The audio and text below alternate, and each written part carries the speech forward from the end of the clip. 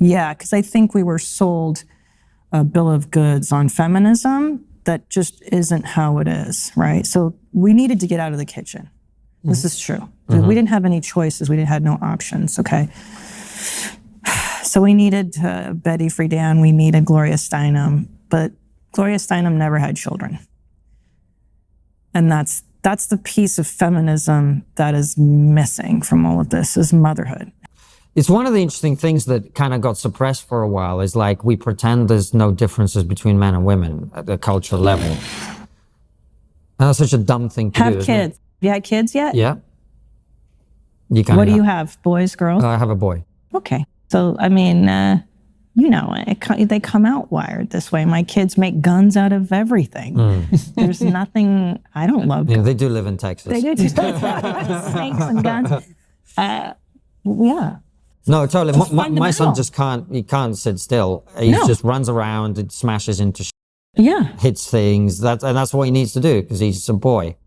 And I get it because I understand that, women have been repressed for so long and subjugated and whatever. And then we got mad and we were like, hey, we're going to do it. And now there needs to be a come to Jesus again with the two of us. It's just too out of balance. And I think women have forgotten what their value is, being feminine. There's so much power in the feminine. There's so much power in being a mother and a woman. That's being devalued. It's too bad. I don't want to do what my husband does, especially after having cancer last year. I was like, you know what, dude? I don't want to do the road 50 weeks out of the year. For what? More money? More fame? I don't care anymore. I do not care anymore. Let him do it. He likes that. Let him make the money. I want to sit home and garden, pet my cats. And there's value in that because I have 2 little boys that I'm raising. What she's saying matters because femininity has quietly been devalued. Somewhere along the way, we started telling women their worth only counts if their life looks like a man's. Same grind, same priorities, same definition of success. But there is power in the feminine. There's power in motherhood, power in nurturing, power in choosing to build a stable, peaceful home, especially when you're raising young boys. Saying, I don't want to do what my husband does, isn't weakness. It's clarity. Different roles carry different kinds of value. Raising children isn't lesser work. It's foundational. Choosing femininity, softness, and motherhood doesn't make a woman small. It makes her essential. Yeah. That's such a profound point. I'm so glad you made it as well. Did you always want kids? That was such a funny segue. No, I thought I was a career woman and that I would just dominate the stand-up world and be a multimillionaire. There's a reason I ask you about this because it's kind of a weird thing as a guy to even dip your toe in the waters of this conversation. But this is a fact. I'm just saying what I'm experiencing. People can hate me, whatever. We are meeting a lot of people all over the world, but particularly in the US, UK, etc., who are women, got to their late 30s, early 40s. They haven't had kids. They haven't been able to find that relationship, right? About this. I know where you're going, I think. And it's like, and a lot of them are like sort of very carefully revealing that they kind of like feel that they were lied to about what they're supposed to do with their life. They're supposed to do this. And now they did all that and they're kind of like, wait, I didn't end up where I wanted to end up. Meaning childless, unmarried. Yeah. Yeah, because I think we were sold a bill of goods on feminism that just isn't how it is, right? So we needed to get out of the kitchen. This is true. We didn't have any choices. We had no options, okay? So we needed Betty Friedan, we needed Gloria Steinem, but Gloria Steinem never had children. And that's the piece of feminism that is missing from all of this, is motherhood. How does that fit in? And how does marriage fit in? Because we figured out how to become independent of the system, kind of. But is that really what we all want? Is to be outside of a system that has worked historically for thousands and thousands of years, and there's a biological drive to reproduce. And I think too, if you spend, and this is just practical, I'm gonna be 50 in June, and if I had daughters, this is what I would tell them: find the guy you're gonna marry in your 20s. That's when Tom and I met, and if you're banging all of these dudes and you're wasting your time on the apps, having meaningless sex for your 20s, your 30s, and now you go, okay, I'm gonna settle down. Now I'm gonna get serious about finding a man. Well, guess what? all the first draft picks are gone because the good guys got married in their 20s and early 30s. And who's left over? You're like, oh, there's this one weird guy that's never had a girlfriend. And, you know, so especially biologically, that's a lie. Women have to adhere to their biology. We can't have babies, really, in our 40s unless we have medical intervention, which I did. I'm totally open about that because I did the career thing first. And then I did motherhood. I have, you know, if I had to do it over again, I would have said, I don't know about this career thing. I'll let my husband make the money. And I would have had 10 more kids. If I were 10 years younger, I would have had more. Yeah. Really? I love it. Because I think that's the meaning of this existence, is to love your family and love. What else is there? Fame? Who gives a shit? I'm going to be dead. No one's going to remember me in a few years, right? Who remembers Benny Hill? Do you guys even know who the that is? Yeah, of course. He's a legend. But I don't think about him as often as I... What she's saying here is uncomfortable, but it's honest. Feminism taught women how to be independent of men, but it never fully explained how motherhood, marriage, and biology fit into that picture. And that matters. Motherhood isn't a side issue. It's central. And biology doesn't negotiate. Women don't have the same unlimited timeline when it comes to starting families. That's not judgment, that's reality. The culture told women, delay commitment, focus on career, have fun now, settle down later. And for a lot of people, later comes with fewer options and harder choices. What makes her perspective powerful is that she's honest about her own life. She did the career thing first. She needed medical intervention, and she's open about what she might do differently. That's not anti-woman, that's pro-truth. Real empowerment isn't pretending there are no trade-offs. It's giving women the full picture early enough to choose wisely, not finding out after the window has already started closing. I think about my son, you know what I mean? Yeah. Yeah. Yeah. Yeah. But then again, the societal pressure for women is much less to achieve. We just have to be attractive and thin and young. You guys have to be rich And successful. Tall. Yeah. At least two of the three. At least two of the three. Yeah, you could, yes, exactly. You could be ugly and rich. That's fair enough. But thanks for looking at me while she said that. But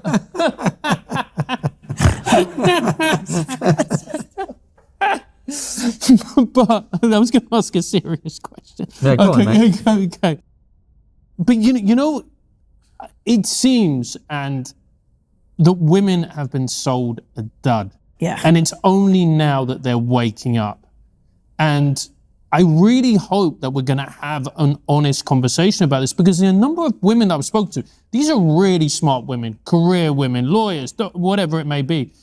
And they're unaware of their own biology because they weren't taught it in school. No one explained to them, hey, if you want kids, the best time to have it is probably in your mid-20s. Yeah, biologically, yes. Yeah. Emotionally, Yeah. You know, I'm actually relatively happy that we had our son in our late 30s.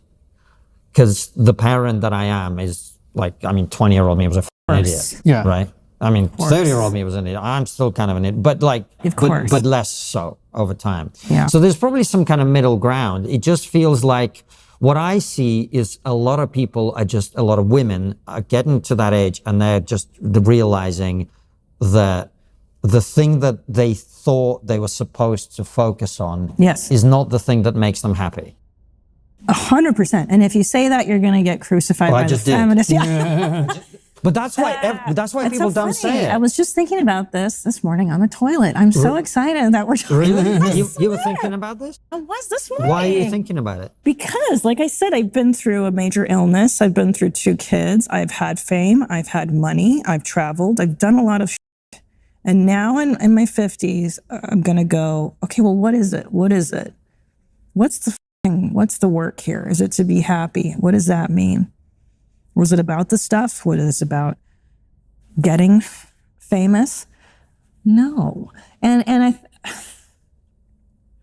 I'm getting lost in my own sauce. What did you say before? Sorry. I just said, why were you thinking about it on the toilet? Because it's, what's the point? Like, what does make women happy? Sorry, that was it.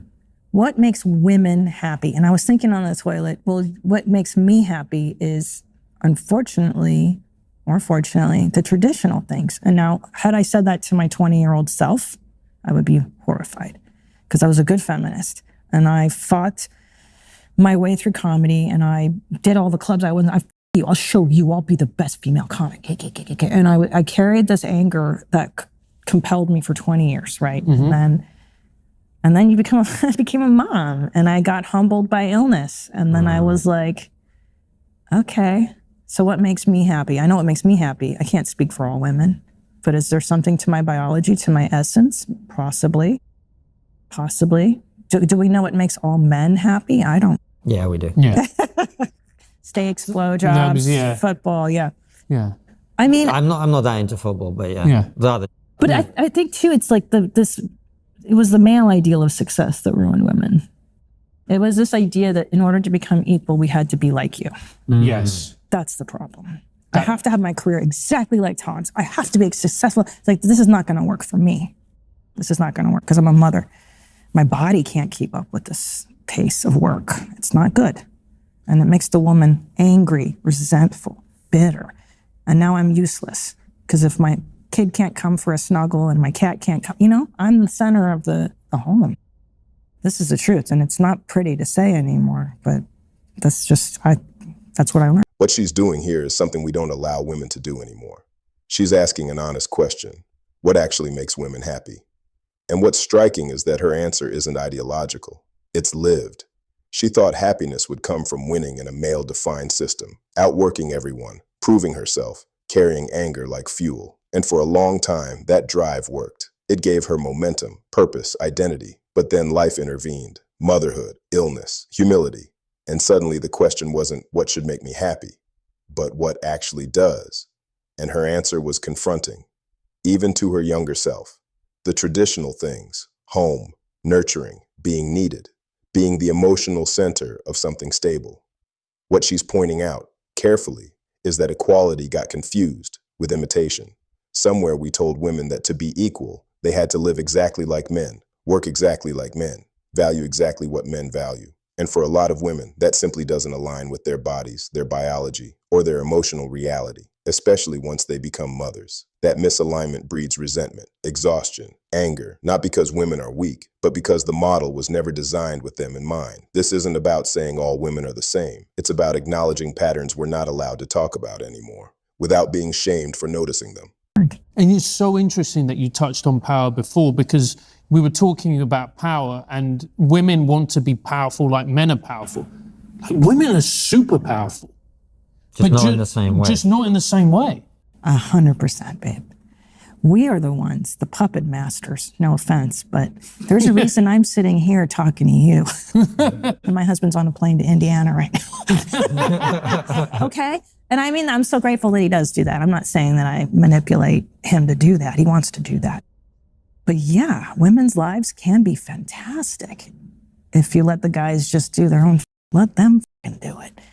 I always think about Margaret Thatcher. I'm fascinated by her too. When she got into Parliament and her voice was too high, so she had to talk in a lower register to be understood by the men and this and that. To be taken seriously. Seriously. She had to masculinize herself. And like, okay, maybe that's what she liked, but at what cost to her spiritually? I don't know. I don't know her. I don't know. She didn't seem terribly happy. She seemed to work a whole lot. Maybe that was her secret to happiness. And it's also as well, and I'd love to get your opinion on this, there's the whole kind of sex positive thing.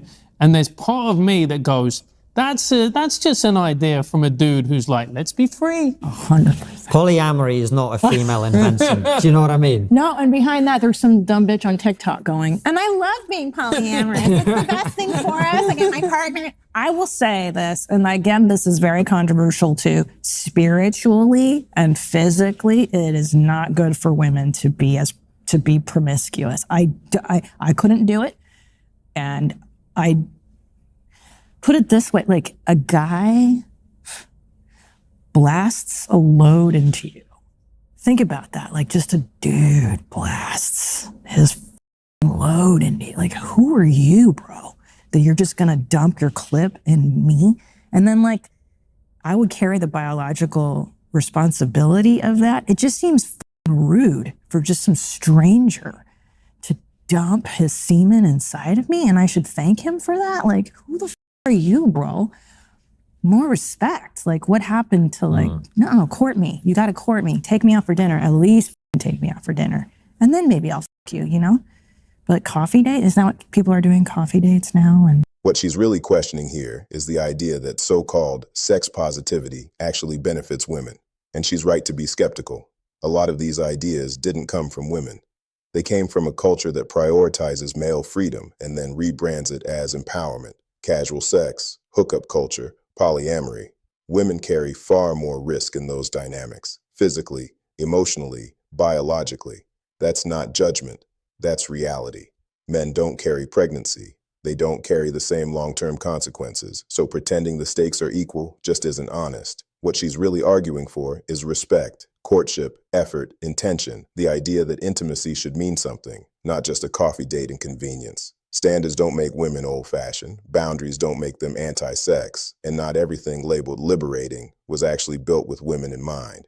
This brings us to what feminism never fully addressed. Women were promised happiness through independence, ambition, and a male-defined version of success, but rarely told about the costs, the trade-offs, or the biological realities that don't disappear just because society changes. Equality slowly became imitation, and for many women, trying to live exactly like men, work like men, push like men, ignore their bodies and emotional rhythms, didn't lead to fulfillment. It led to exhaustion, resentment, and a quiet sense of loss. What feminism never fully addressed is that motherhood isn't an obstacle to happiness for many women. It's central to it. That being the emotional center of a home isn't a downgrade. That nurturing, stability, and being needed carry real meaning. This isn't about going backwards. It's about telling the whole truth.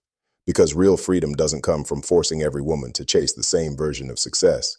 It comes from letting women define happiness for themselves, without shame. And until we're honest about what actually makes women fulfilled, not what ideology says should, the conversation will remain incomplete.